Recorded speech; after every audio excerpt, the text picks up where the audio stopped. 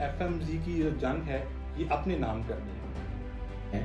یہ ایک سلوگن ہے. کہ ایجوکیشن کرغزستان کے نظام کے بارے میں آپ کیا سمجھتے ہیں؟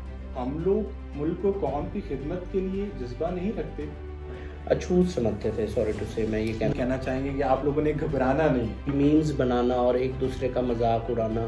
وہ کہتے بائی ڈے پنجاب جو ہے اس کے ساتھ بھی ہماری کولیبریشن ہے. ابھی سوچا نہیں تھا کہ آئیں گے. جی گریجویٹ ہیں کہ ابھی تک وہ اسٹڈی جو ہے آن لائن کر رہے ہیں. PMC is better.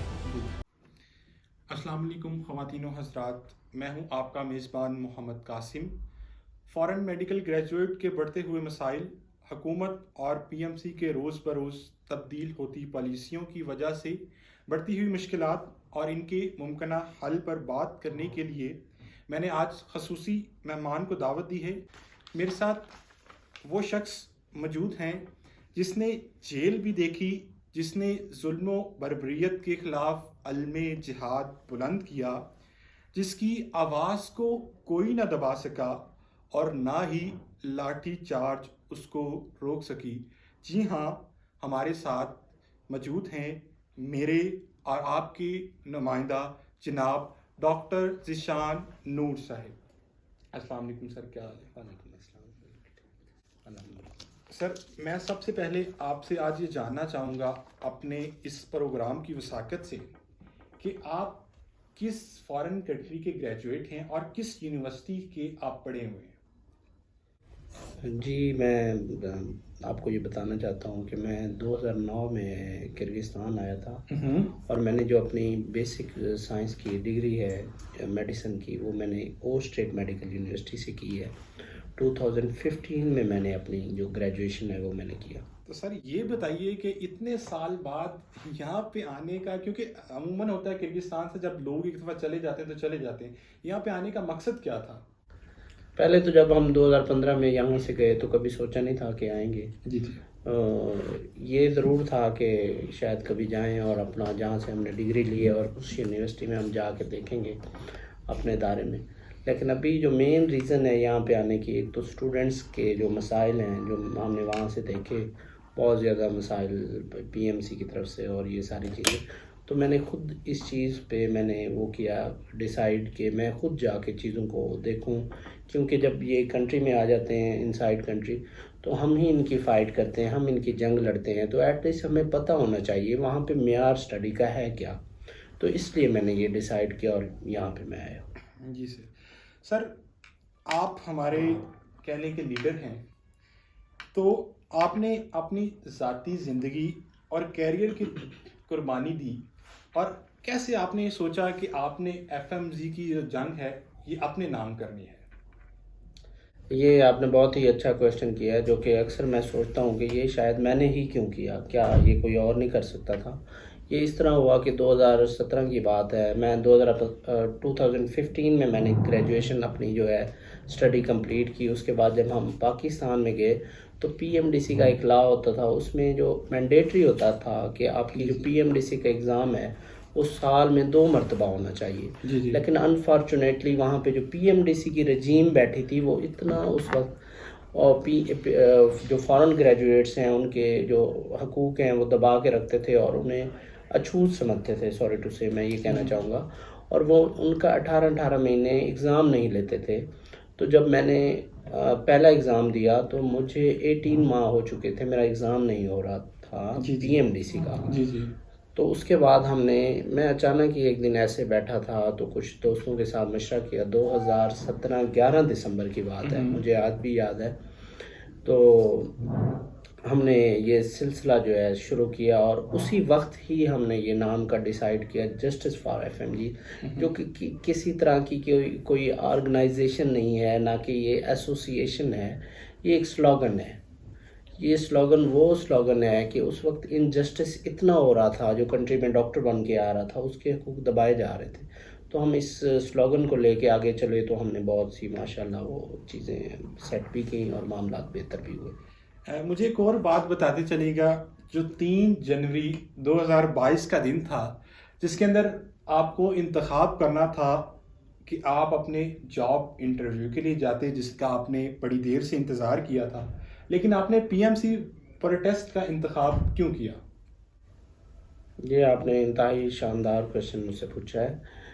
تو اس میں یہ ہوا کہ جو پی ایم سی کی یہ پروٹیسٹ کی ڈیٹ ہے، یہ ہم نے این ایل ای کا جو اسٹیپ 2 ہے اس میں جان بوجھ کے ہمارے جو فارن میڈیکل گریجویٹس ہیں ان کو جان بوجھ کے فیل کیا جا رہا تھا. جو لاسٹ اٹیمپٹ ہوئی تھی اس میں 6% رزلٹ آیا تھا. تو ہم چاہ رہے تھے ہمارے جو ڈاکٹرز ہیں ان کو جان بوجھ کے فیل نہ کیا جائے. تو اس وجہ سے وہ ہم ڈیٹ دے چکے تھے، ہم پروٹیسٹ کا اعلان کر چکے تھے. تو اس کے بعد میں نے ساتھ ہی اپنی جاب کے لیے اپلائی کیا ہوا تھا. لیکن 1.5 سال بعد میرے ڈسٹرکٹ میں جب مجھے وہ کال آئی کہ آپ کا 3 جنوری 2022 کو انٹرویو ہے، تو سیم اسی دن ہمیں جب اسلام آباد نکلنا تھا تو اسی دن ہمارا پروٹیسٹ بھی تھا پی ایم سی کے بغیر. تو پھر بہت سے دوستوں نے مشورہ دیا کہ آپ پروٹیسٹ کو کوئٹ کریں اور آپ پیچھے اپنے انٹرویو کی طرف جائیں اور انٹرویو دیں تاکہ آپ اپنی جاب سیکیور کریں. تو میں نے بیٹھ کے بڑا ہی اس کو غور سے سوچا.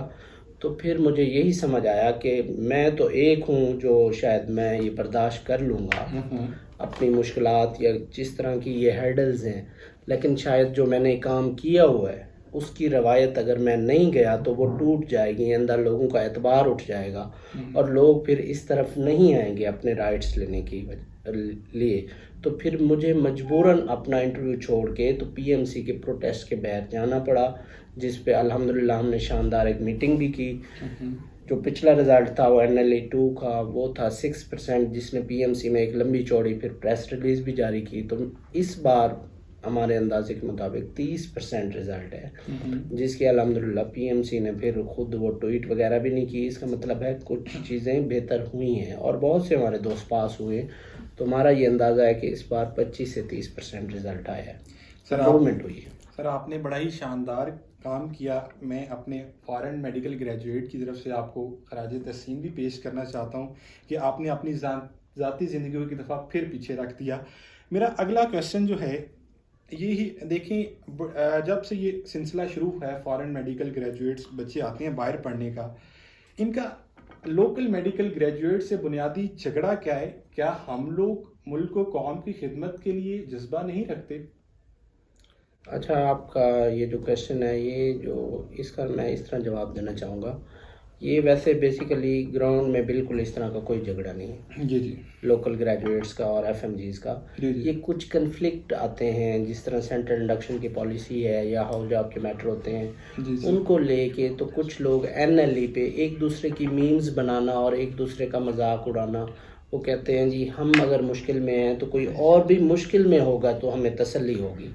اس طرح کی ہماری تمام لوگوں کی مائنڈ سیٹ ہے. تو میں اس چیز پہ بلیو نہیں کرتا. ہم نے بہت سی اس پہ ورکشاپ بھی کی ہیں اور الحمدللہ ہم نے یہ private medical graduates, local graduates اور فارن میڈیکل گریجویٹس کو جوڑ کے بھی رکھا اور سب نے مل کے ہم نے کام کیا. اور فائڈ یہ جو ایسوسیشن ہے ینگ ڈاکٹر ایسوسیشن، اس کے ساتھ بھی وائی ڈی پنجاب جو ہے اس کے ساتھ بھی ہماری کولیبریشن ہے اور وہاں سے بھی ہم ساری چیزیں چلاتے ہیں. تو اس طرح کی کوئی چیز نہیں ہے جو کنٹروورشل ہو. کچھ لوگ ہوتے ہیں وہ سوشل میڈیا پہ نیگیٹیوٹی پھیلاتے ہیں بالکل، اور میمز ٹائپ بنا کے تو ایف ایم جیز، ایل ایم جیز اس طرح کے مطلب وہ چیزیں کرتے ہیں. تو اس میں تھوڑی سی ایجیٹیشن ہوتی ہے. لہٰذا جو پازیٹیو لوگ ہوتے ہیں وہ ہمیشہ لوگوں کو جوڑنے کا بات کرتے ہیں. اچھا ذیشان بھائی، آپ نے دیکھا ہوگا کہ آج سے 2 سال پہلے آپ کے دور میں پی ایم ڈی سی کا آپ نے دور دیکھا، لیکن میں بھی جب آیا یہاں پہ پی ایم ڈی سی کا دور تھا، یکدم سے چینجنگ آ گئی پی ایم سی کی. تو اس بارے میں کیا کہیں گے؟ پی ایم ڈی سی بہتر تھی یا پی ایم سی بہتر ہے؟ ادارہ کوئی بھی ہو سارے بہتر ہوتے ہیں. پی ایم ڈی سی ہو، پی ایم سی ہو، ہمارے لیے قابل معتبر ہیں. لیکن اس میں جو بیٹھے لوگ ہیں جو پالیسی بناتے ہیں ان کو ہمیشہ وہ پالیسی بنانی چاہیے جس میں کسی قسم کا جو رولز ہیں، وہ کسی کا جو رائٹس ہے اس میں وہ سلب نہ کیا جائے.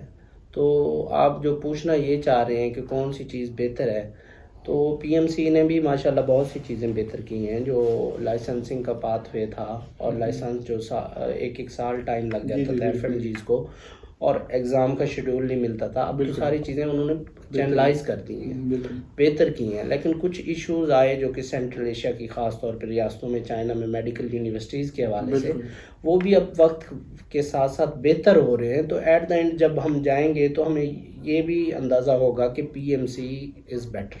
جی جی.